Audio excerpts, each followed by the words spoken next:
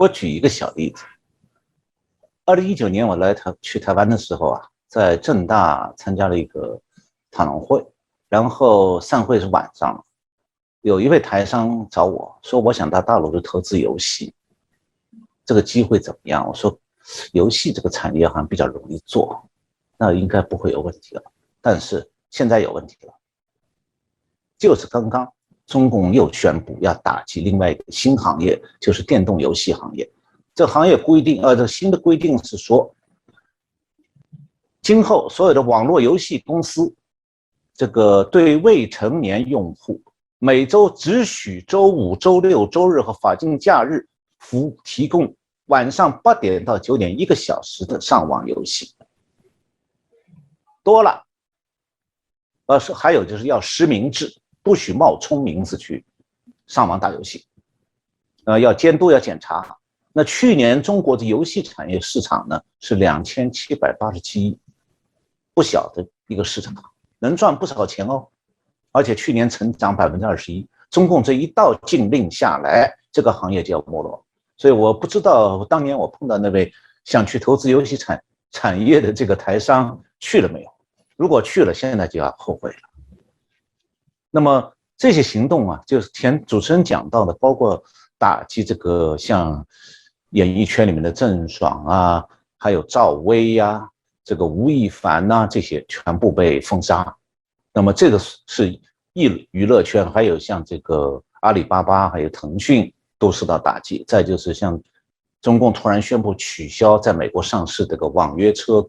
这个叫滴滴这个公司，它的这个手机应用，那取消手机应用，它就没有办法再提供服务，也赚不了1分钱，所以公司也快完了。那么这些行动看起来，中国都是这个一事一议，表面上不用相同的理由，也没有表面上没有什么共性，但每项行动就像主持人讲的都引起震动。那么这个是不是和中共讲的这个新说法第3次分配有关系？因为第3次分配讲起来说是要帮助低收入地区和低收入人群啊。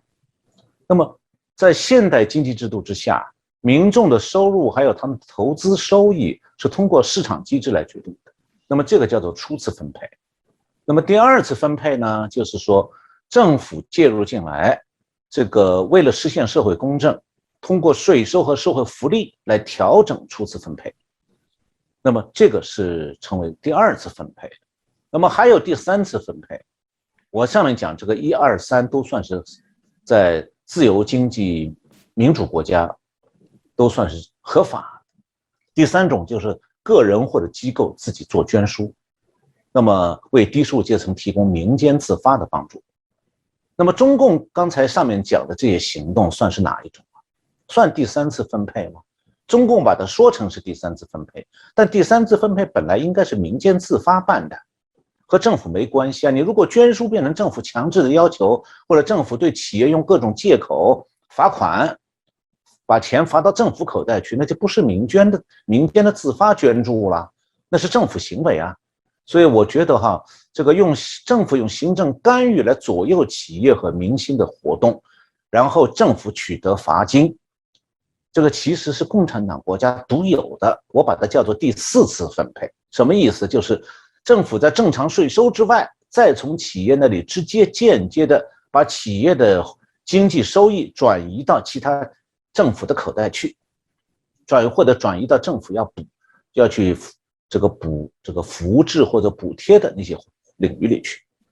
那么为什么中共要这么做？现在这个中共到底有什么样的需求？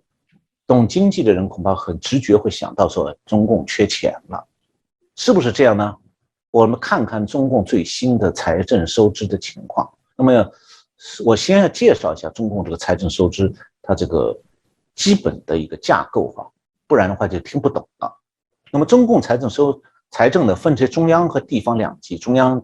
这个大家好理解，地方指的省和直辖市。那么中央预算大概包括3个部分，第一部分叫做中央本级预算，那么第2部分是对地方政府的转移支付，第3部分是保密，就不告诉你用途在哪里。那么以去年的中共的中央预算的支出来看，这个中央预算呢，2020年的总支出是11兆9450亿人民币，其中中央本级的公开支出，我讲的公开支出是相对于那个保密的部分哈，那公开支出占24%，然后70%是中央财政转移给地方政府，还有6%是保密支出。那么这样一个支出背景的概念是什么呢？就是说中国31个省市大部分都靠中央政府补贴活的。那么由于地方财政发债的数量受到中央政府的控制，所以地方缺钱呢，主要靠卖地去补充，也就是说土地财政成了地方政府的主要财源。那么这样的话，所谓缺钱对地方政府来讲，就是说房地产泡沫会不会破的问题。因为房价一旦下跌，房地产公司就没办法再大规模买地盖房子，那么地方财政财源就枯竭。所以呢，这个局面就要存在一天，是地方财政就会担心房地产市场崩盘。那地方政府还有一个财源，那就向中央伸手要钱。我刚刚讲了，中央级的这个预算70%是给地方政府的。那么地方政府缺钱就会转化成中央财政吃紧，因为25个省以上，就一共31个省市，有25个到26个都指望中央财政拨款，增加拨款。所以呢，看中共是不是缺钱，首先是重点是看中央财政是不是缺钱。那么中央财政是什么情况呢？从2020年开始，中共已经公开提出来，各级财政要过紧日子，也就是说缺钱了。那么从2020年的这个疫情严重冲击呢，当然它冲击经济以后会让中国财政吃紧的。那么今年疫情相对已经缓解了，虽然又有一点反复，但是没有那么全国性的那么严重。那么在这个状态下，中共今年提出2条新的财政政策，一条是中央本级支出只减不增，而且是总数要比去年降0.2%。那么这是什么概念呢？就是说今年的通货膨胀中国已经相当高，5%到10%，虽然官方公布是很低了，那是假的。那么在这种情况下，就要求中央本级支出下降0.2%，就意味着它的中央财政资金的实际购买力下降5%以上。那么另外一条就是中央财政今年新的规定是，政府各部门非急需、非刚性支出必须砍一半。这个数字就比较狠了，就是你要是个政府机关说今年买一辆新的汽车，对不起，这属于非急需、非刚性。不管你有没有需要，比去年的支出砍一半。那明年是不是比今年还要再砍一半，我们就不知道了。那么在这样的紧财政的政策之下呢，今年中共的中央的财政预算的各个主要项目当中啊，除了国防开支增加7%，债务付息的这个支出增长8%，其他的项目不是削减就是持平。像一般公共服务支出是削减14%，外交支出削减2%，公共安全支出、教育支出、科技支出、粮油物资储备支出都是持平，零增长。那么今年1月到7月的财政部数据显示呢，中央本级的支出7月份实际上是下降5.5%，这说明什么？中共财政现在确实缺钱了。那么这种状况下，中共正在采取一系列措施在补救，比方讲最近下令，地方政府卖地的钱，过去是地方政府支配的，现在规定这钱必须先交到国税部门的国库去。名义上还算地方政府的钱，但是使用的时候可能你要向国库申请。那这样做的目的是什么呢？就地方政府卖地的收入在国库中提供一种周转金的作用，就国库空虚，那么你们地方卖地的时候，我先抓过来，我先用掉，然后你找我要钱的时候，我再考虑给你还是不给你，因为本来你都是我的下级。所以正常税收不足的时候，就可以拿地方卖地的钱来付给地方的转移支付，就是用卖地收入垫付。所以这就为以后做一些事情埋下伏笔了。比方讲，地方政府将来想动用它卖地收入的时候，国库就可以找各种借口加强监管，然后扣留了一部分，中央财政用。那么另外就中共现在正在准备开始征收房产税，原来只是在重庆、上海试点征收有限的房产税，现在有可能扩大到全国。那主要目的是为地方政府开辟新税源，减轻中央财政为地方财政大量补助这个负担。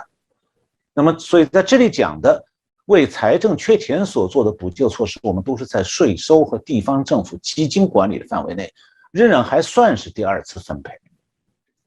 那么目前在第三、第四次分配方面，我们还没看到统一的全局性做法，因为中共当局还在担心社会震动，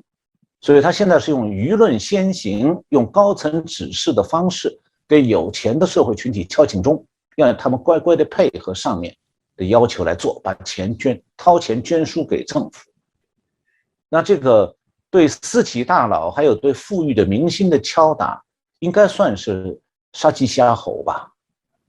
所以实际上的第三次分配，在中共的那种表面上是自发的捐输，实际上是第四次分配结果。就是说，中共通过对私企还有钱人的经济活动施加压力，逼他们自愿捐输。所以这种所谓的自愿，其实是威权当局挤压逼迫的结果。那么中共最近呢，正在逐步探索一套这个新的实质上的第四次分配手段，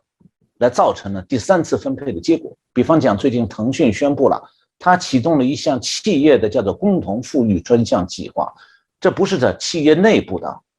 是这个公司对公司外部的其他人要共同富裕，4个月内投资1000亿。这个钱呢是由中共来花，不是腾讯自己花。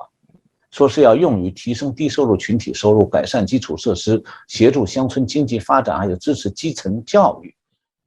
那我前面讲过，中共官员家庭永远不会纳入第三次、第四次分配的，所以你永远不要指望中共高层会逼江泽民、李鹏、曾庆红、温家宝这家族拿出大笔钱财来捐输。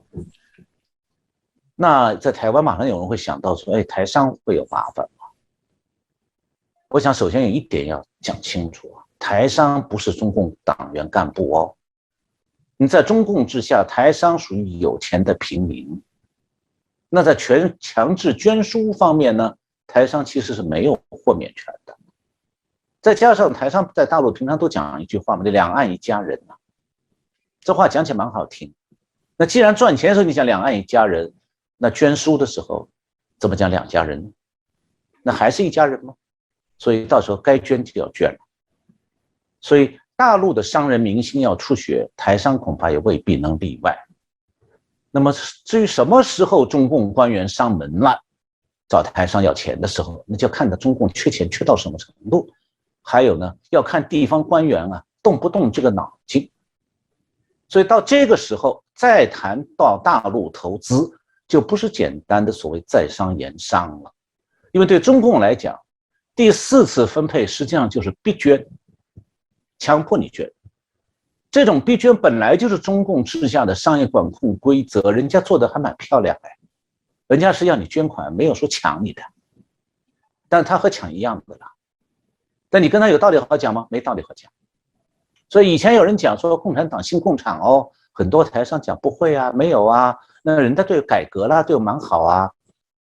那台上是不明白了，那是共产党日子过得好的时候，或者他对台上有用得到的时候，他是对你蛮好。但他日子不好过了，缺钱了，你就要看他到底姓什么。中共日子过得下去的时候，或者对未来比较有信心的时候，他当然懂得刚才主持人讲的养鸡下蛋。但是日子过不下去的时候，他就不在乎杀鸡取蛋的。那还有一种情况，他也会杀鸡取蛋，那就是中共他认为说他自己的统治需要，就要把鸡都杀光。那毛泽东时代和斯大林时代就是这样做的，通过把共产，我把它叫做有人说是公有化，其实是共产化，落到共产党手里去了，并不是10几亿老百姓人人有份，没份，只有共产党有份，就把全国的私营企业、个人的生意，还有个人的耕作的土地全部消灭了。所以总的来讲，在夺人钱财方面，共产党是坐不改姓，行不改名啊，人家就是叫姓共产，而且只能是他供你的产，那么中共不是一向强调维稳吗？很多人没有想，这里面有一层意思，就是防止别人去清查或者清算中共官员、权贵们的不法财产或者不当来源财产。因为在中共治下，不许查高层，不许查官员的财产，这是中共的法律制度。所以我们目前看到中共的整顿各个行业的经营啊，它不是个简单的所谓私营公有，谁的比例大，是哪一种比例变小，哪种比例变大那么简单的问题，而是说私人经营还有私人财产，中共想拿一块走，那叫做共有，共产党有共有。所以私营企业家与狼共舞的时候，他不能忘了狼永远是狼，他要咬你的时候，你不必怪他是只狼，是只能怪你自己把它当作羊了，还以为是和羊共舞。